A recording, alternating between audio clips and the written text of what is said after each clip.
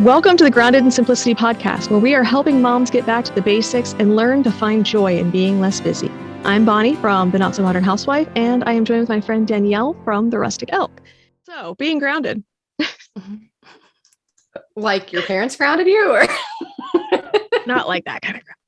Well, so it's funny. And I've always had this feeling about like being a blogger in the homesteading niche.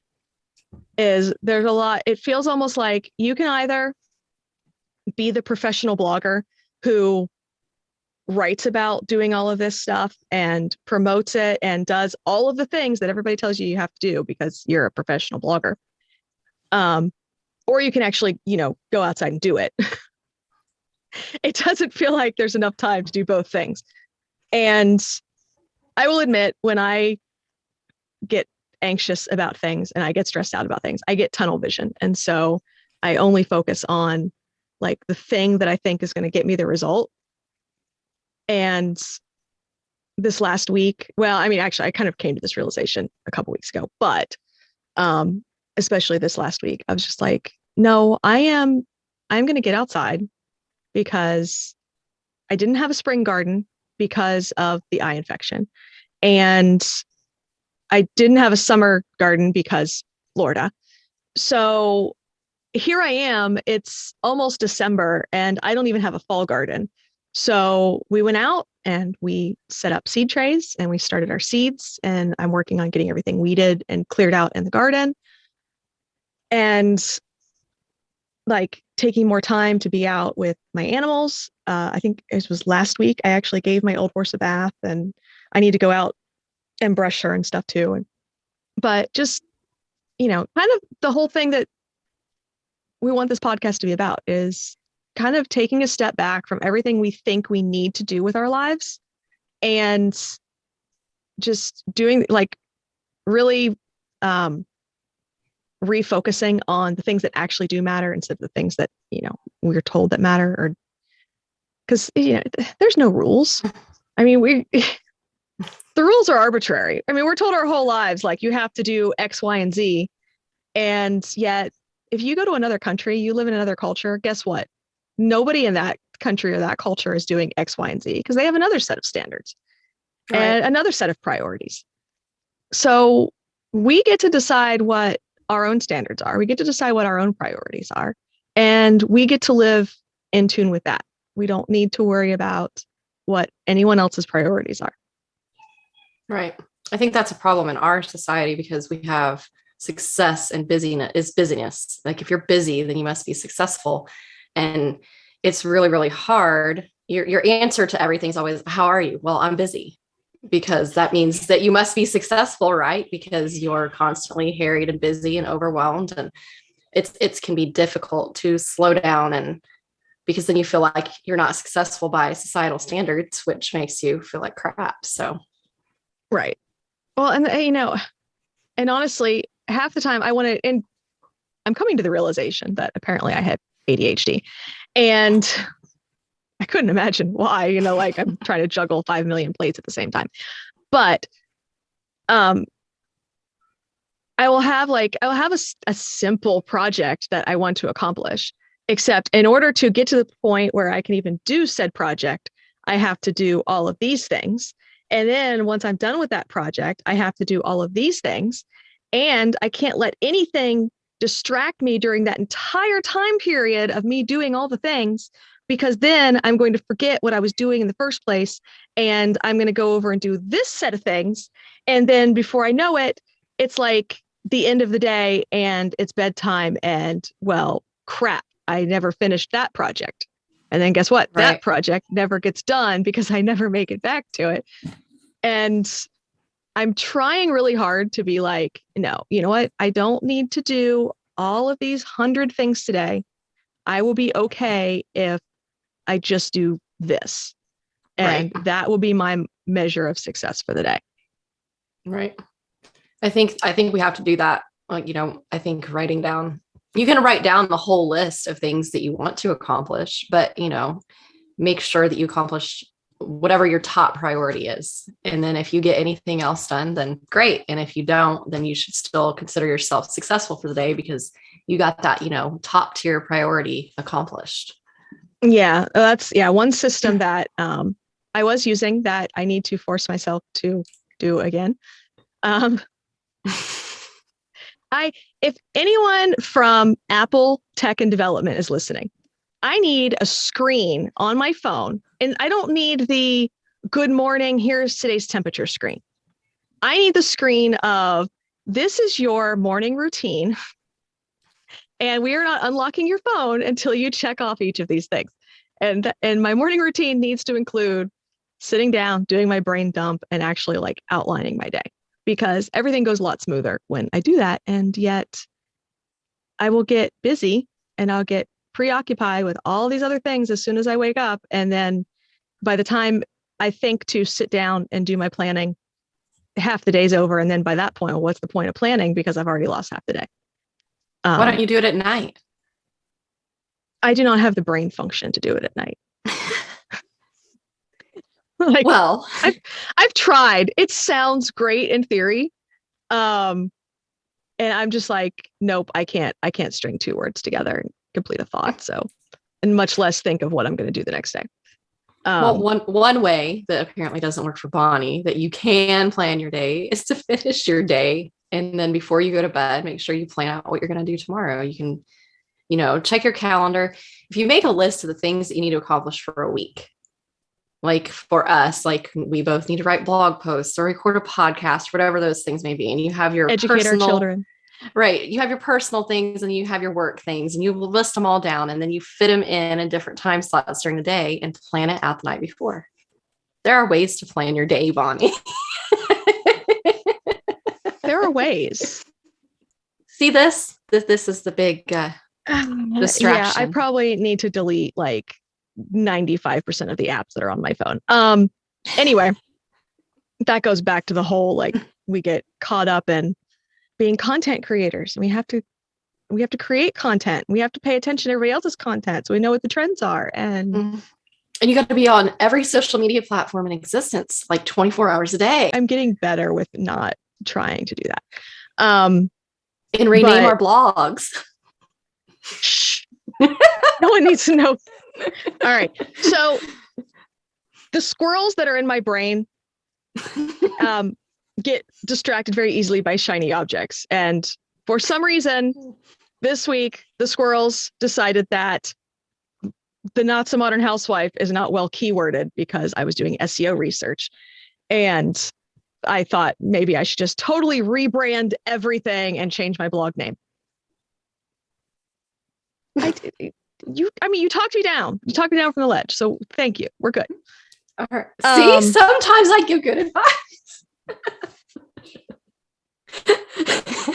All right. So the one system that I was following is you do your brain dump, you list out all the things, but then you prioritize what are the actual important things that will move the needle, get progress, actually like make you feel good at the end of the day that you accomplished something. And please, like, me saying all of that, don't think this is distracting from being grounded, because it goes back to what are your priorities, and we need to kind of change our measures of what we consider productive and successful. If what you consider productive and successful is you actually wash, dry, fold, and put away an entire load of laundry, then you've accomplished more than I have on most days. So that being said, anyway, so you figure out what your priorities are out of that list of things that you're going to accomplish. You figure out what is low priority and what you can delegate to someone else to do, because you do not need to do all of the things. You transfer the important things to your planner or to, something that's going to keep track of the things that you're actually going to do that day. And then you throw away the rest of the list, because otherwise it's going to distract you. And when doing those priorities gets hard or feels overwhelming or, whatever, your brain is going to go, well, if I just do these things, they're not going to take very much time and I can just knock them out really fast. And this is what happens to me most days is I do the things that I can just knock out really fast. And 6 hours later, I have stayed busy the entire day and I have accomplished nothing. So this is me telling myself what I need to do on a daily basis. I think getting out in nature helps. Like we went for a walk the other day, and I think it helps keep you grounded, and you can clear your mind and figure out what your priorities are just by getting outside and going for a walk for a few minutes. It doesn't have to be anything long, but I think that can help you accomplish what you just said, making sure, you're setting your priorities the way that you want to. If you get outside and just get some fresh air and it really does help to clear your head. And I know when I get outside, I know that if once I go inside, I'm not going to make it back outside. So I find myself finding excuses to stay outside and get stuff done outside because I don't want to go back inside and like kill that momentum.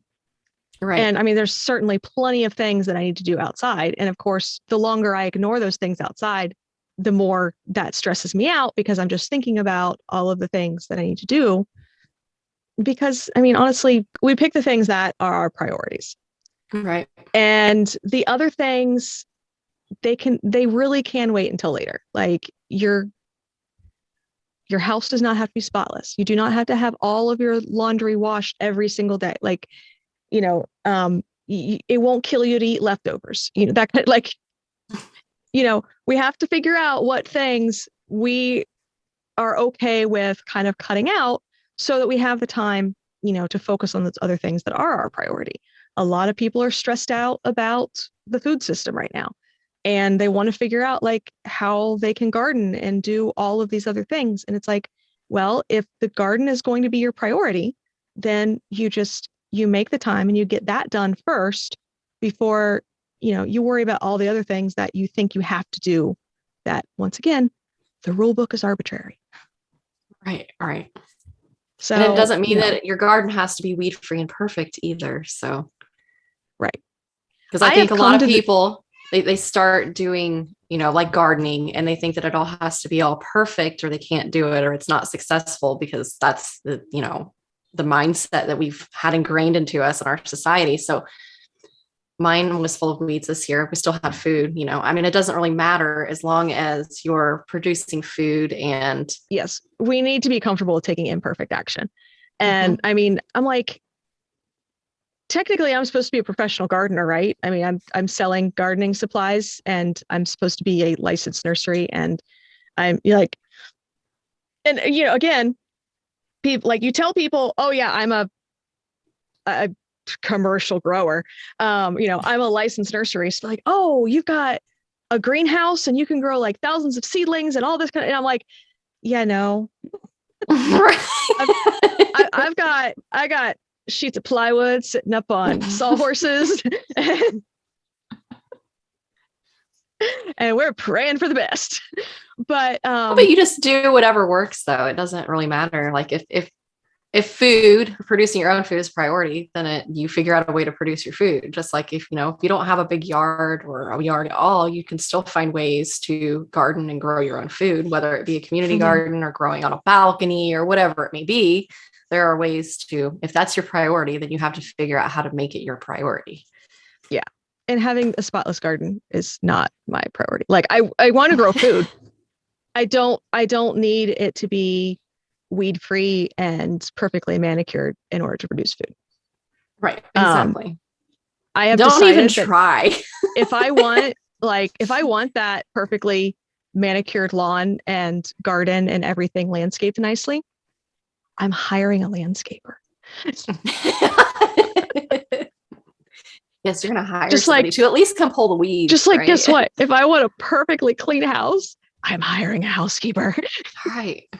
And that's another thing, though. You have a housekeeper just to have a halfway functional house, but you have to. That's another thing, though. You have to learn how to let go of some of the things that you feel like need to be just so imperfect, and either delegate them by having your kids do them, or delegate them by hiring a person, or just letting things slide. Like you said, your house doesn't have to be perfect. Your garden doesn't have to be perfect. And taking imperfect action is better than no action at all. Exactly. or delegating those to other people, finding room in your budget to hire a housekeeper or a landscaper or whatever it may be. All right. Landscaper's high, like pie in the sky. Yeah. Housekeeper's probably going to be more realistic in the short term. Well, you know what I mean. I also said that's why I don't worry about having weeds in my garden. No, yeah. Well, and being in this self-sufficiency space, that's the word I'm looking for. We have a tendency to think that we need to be an island, like we need to be completely self-sufficient. We need to do it ourselves. Mm-hmm.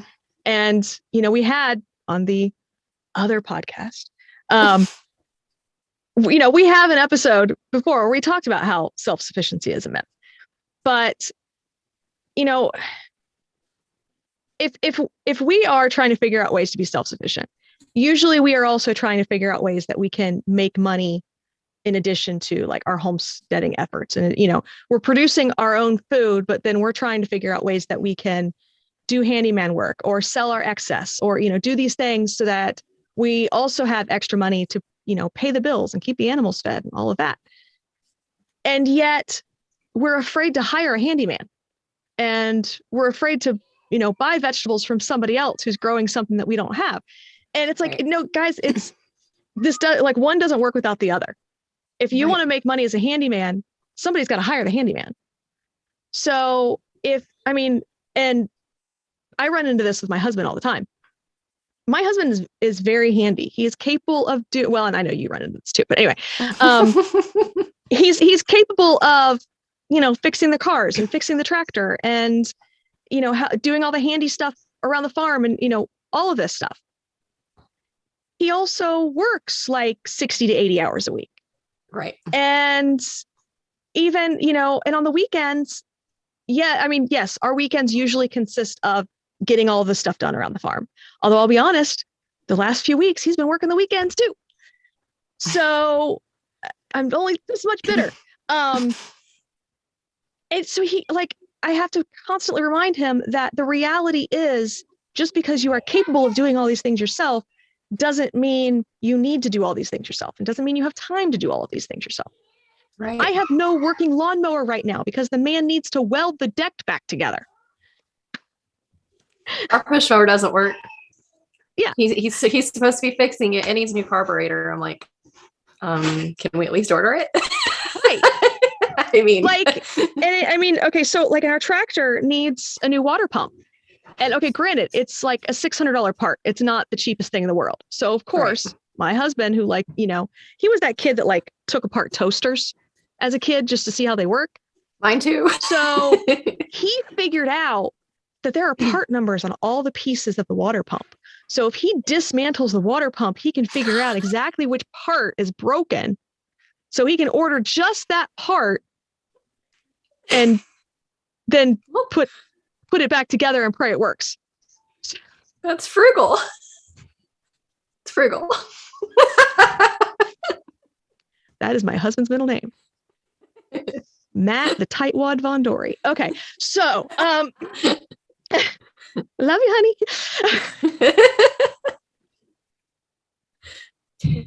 Oh, yeah, we had that same problem because we bought a pig, I told you. Mm-hmm. And Trevor wanted it. He's like, we can butcher it ourselves. I don't want to pay somebody 65 cents a pound. I'm like, are you serious right now? When are we going to butcher this pig? Right. We have to go get it. Then we have to slaughter it. And then we have to hang it. And then we have to take it all apart. And I'm like, 65 cents a pound isn't that bad. I mean, that's based off the hanging weight, right? So you're looking at $100 to $150. Right. He's like, well, I think we can do it ourselves. And I'm like, nope, I'm going to have her send it to they're sending it to the butcher shop. They can do it. And then I'm like, do you want to make the bacon yourself? He's like, well, if you're already going to pay him, I'm like, fine. Now I do get the pork belly back so I can make my own bacon. Part of that is because it's cheaper, but I actually like the bacon that I make better. Like the bacon that I had the butcher make for me had a weird aftertaste to it. So I make my own bacon now. Well, this is like a Mennonite family, and it's just brown sugar and salt cured. So, well, yeah. I mean, and they probably make some good bacon and ham, but This guy, he wasn't even doing like the curing and smoking himself. He was sending the cuts off to somebody else who was doing it because like Florida, you've got to be licensed special or whatever. So, right. Yeah. So I was just like, never mind. I'll just do it myself. Now, granted, yeah, we're gonna do the I have hams, probably but 20 to 30 pounds of pork belly in my freezer that still have to be cured and smoked. And who knows how many ham roasts are in there. I mean, I could start curing and smoking now and have some ready for Christmas. Yeah. A Christmas ham, that'd be good. There you go. I know. And I mean, and my kids are constantly wanting bacon and they're like, why do all these packages in the freezer say bacon, but we don't have bacon? Because it's not finished. It's Mommy needs a bigger refrigerator to do all of the curing. So yeah. See, prioritize. And find somebody that can Mommy make bacon. needs to stop adding things to her to-do list. Yes. And stop creating new websites and new side projects and new things. I just like all the things. That's just a shiny object. That's the ADHD. I think I'm like, if I'm still sleeping every night, then I'm balancing everything. That's what I tell myself. Sleeping for how long? I mean, I think I'm averaging 6 or 7 hours when I take my herbal supplements that help me sleep. Okay. Fair enough. That's good. Now but you just said sleeping, so I was like, well, if you're only sleeping like 4 hours, then that's probably not really. No, the problem is when I get in those like hyperfixation modes, because the problem is they don't hit me until like 6 or 7 o'clock at night. And then you drink coffee. And then I drink coffee. And so I have to stay up until it's finished. And then next thing I know, it's like 4 o'clock in the morning. So those are the nights I don't get it. But I try to space those out. I try to only let those happen like a couple times a month. Actually, okay. So speaking of cycles, did you listen to that podcast? I haven't yet. I listened to her The Purpose Show. The Purpose Show. There we go. So I was listening to her episode about syncing with your cycle, like in your how we feel more productive during certain times of the month if you're a female. And I definitely jive with that because I can definitely feel that. And those times when I get like hyper focused and I'm trying to do all of the things, like that is absolutely during my ovulation time. Right. And I mean, I'm getting to the point where like when I am feeling totally like a sloth and unproductive and unfocused and moody and everybody's pissing me off, it's either a full moon, like this week, or it's during like that PMS week. Right. Because what is that? Is that the luteal phase? I'm still trying to figure out the names of the phases, but no. Go listen to the episode. All right. And then go put it all on your Google Calendar like I did, so you know how to schedule your workout. And I'm so, I mean, I don't know, this has been going on for a while, but anyway, I'm so desperate like to get my act together and actually be able to function like a normal adult that I will try anything and see what sticks. So I'm going to try this. I'm going to do this. I think it'll be effective. I really do. I think it will be. Yeah. Like I said, it's all about, it really goes in line with, what we're talking about here too, is like getting within our rhythms. Mm-hmm. I mean, because we feel it with the seasons too. Granted, my seasons are completely backwards from everybody else's seasons, but we feel like that urge to kind of like hibernate in the winter. And then once we get into spring, you always get that like rush and all that energy to clean out and spring cleaning. And so it's a lot, the same. The only difference is I tend to hibernate in the summer and work in the winter while everybody else is working in the summer and hibernating in the winter. But I just tend to hibernate. So that's why I live in Florida. My kids say that they want to go live with where there's snow. And I'm like, you don't know what you're talking about. You guys should come up here and visit. We just had snow. Yeah. In the summer. No, in the winter. I've been to Indiana in the winter. It's but it gets fun. just as sultry and nasty here in the summer as it does down there. So, well, exactly. And that's why I choose to live in Florida, because if I'm going to be just as hot and miserable and sweaty and gross in Ohio as I'm going to be in Florida, then I'm going to live in Florida. I don't know. I like the seasons. I like watching all the changing leaves and the snow. Yeah, and all that stuff. but I mean, it's cool. Like if Ohio actually had a normal winter, it might be a different story.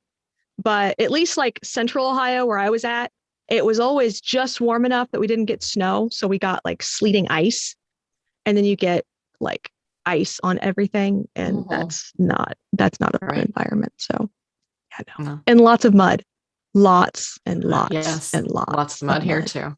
Yep. Especially when we don't have in Florida. In the spring. What? We don't have lots of mud. No, you have too much sand. We have sand, but everything drains. So it's good. I mean, okay, yes, I've gotten my car stuck in sand. You can if you've got enough animal poop. Okay. So that's my story, and I'm sticking to it. All right. As long as I have animal poop, everything is fine. All right. So I think now we know that your produce is grown in poop. So it's composted. I mean, how's that different from anyone else's produce? All right. Well, hey, see, you didn't say that. You said poop. I mean, it's probably not composted very well considering the number of weeds that I have growing from it. But I mean, we pile it all up until it's time to top the gardens off again. That's not how you compost. Non-working tractor to scoop it and bring it to the garden for me. That's like, so we also do kind of a modified like hugelkultur, back to Eden gardening with our raised beds. Mm-hmm. And so the power guys were going through and trimming all the trees. So I got like 2 or 3 truckloads of wood chips delivered, piled up next to my driveway. And then the tractor broke. And so I have this giant pile of wood chips, and I have no way to move them because we've also broken both of the wheelbarrows and the lawnmower. Well, the lawnmower drives. So technically I could put the wagon on the back of the lawnmower and like hand shovel it, but yeah. Priorities. It's just not, like I said, and this is part of the reason why I get the laser focus or the tunnel vision is if I like let myself think about all of the things that are on the peripheral, I will literally go crazy. And I'm already halfway there anyway. So I just can't. Fair enough. I will focus on what I can control in the moment, and I will deal with the rest later. Yeah, that sounds like me. And then my husband complains. He's like, why aren't you? And I'm like, because I'm doing this. Right. This is what I'm doing. I'm not doing that. That over there, I'm ignoring it. Yes. Nobody's dying. Okay, and I will say, I probably do need to spend less time buffering. My life goes a lot easier when I stay one step ahead of all of the things. But when it crashes and burns, I'm usually the one who actually keeps a clear head about it and is like, no, this is okay. We can get through this. It's just another day in paradise. Like, I don't let myself get pissed off about stuff, because that pretty much sums up like my teenage years and my 20s is just letting myself get pissed off about everything. And then I finally came to the realization that was only affecting me and my stress level. Right. So there's no point. So now everything is gravy. Neighbors' dogs show up in my yard. I don't care. As long as they don't eat my chickens, we're good. There you go. I'll just take them home, make friends with the neighbors. We are actually, we're supposed to get down like to 40 next week. Our high, like Monday, is supposed to be 30. So 40 is going to be our low. I'll need a sweatshirt in the morning. Maybe a coat. Actually, funny story. So my kids, because it's finally nice outside, anytime I ask them to do anything, they go play on the swing set. So that's how, just going with the flow, just controlling what I can control. And apparently my 3 children are not part of that. So I look out the back window. Well, first my daughter comes inside and I can't remember. She was asking me something and she's outside swinging on the swing set in her underwear. But we live in the woods. No one can see anything. And when we first moved there was an 80-year-old nudist living next door. So nothing like this is, it doesn't even matter anymore. It's still better than that. But I look out the back window and my oldest is on the swing set in a hoodie, sweatshirt and pants swinging on the swing set. And my daughter, who was just on the swing set swinging with her brother, is in her underwear. I'm like, so which is it? Like, can someone tell me before I walk out the back door, do I need a sweatshirt or can I go outside naked? Like I need clarification here. That's my life. My youngest won't wear a coat.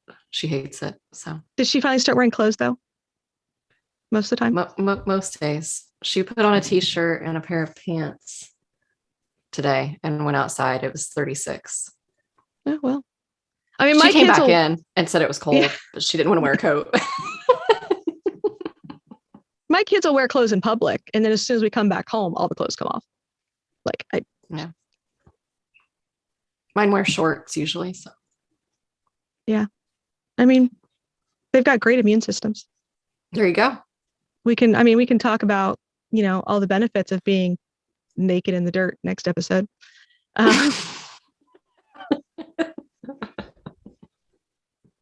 Getting plenty of vitamin D. Oh, that's essential.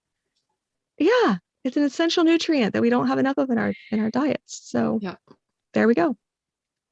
They could eat eggs. Instead, they're going outside naked. All right. All right. Well, I think we've shared too much information enough today. So yeah. Sounds good. All right. I promise there will be a little bit more guidance and purpose the rest of the season, maybe, possibly.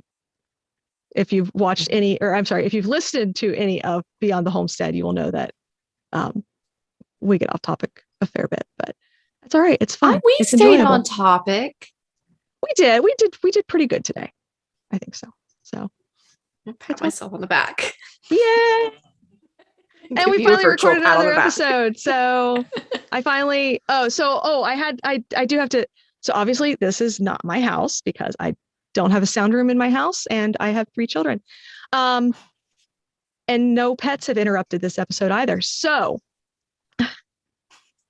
part of the reason we are finally able to record again is someone finally made my wishes came true and opened a recording studio in Brooksville with high-speed internet and all of the fancy podcasting things. So I don't have to invest them. I just have to pay them by the hour. And that's fine by me. I get to get away from my family for, a couple hours a week and play with someone else's equipment that they can fix and take care of on their own. And I don't have to do it. So yes, that is fantastic. But I'm recording in my bedroom, but no interruptions. And you're recording in your bedroom. Your kids are actually being quiet. So there's that. So. And the dogs, other than barking at the mailman. I don't know if you could hear that, but I didn't hear it. I didn't hear anything. Oh, good. Well, see, I invested in a new mic. So. Oh, see, there you go. Please share this with your friends. Let everybody know that we are back on the air and encourage everyone to subscribe. Please go to I don't know, Spotify or Apple, whichever streaming thing that you are listening to us from, and leave us a review. And also, we now have a Patreon. And so you can go look up Grounded in Simplicity on Patreon and help to support our podcast. We have a few different membership levels. And also, that means that you will have exclusive access to watch us live as we're recording and ask us questions before and after. And we've got some cool merchandise over there that I don't even know if Danielle knows about yet because I was having way too much fun designing crap. Plus our let's see, we got a Discord community. VIPs are going to get a discount at Kitchen Botanicals, which is my garden supply store online. And yeah, see, we're going all out this year. So this is going to be a good season. And because I have a contract to be here and use this space once a week, we will be recording whether we like it or not. So, yay. All right. We will catch you next time.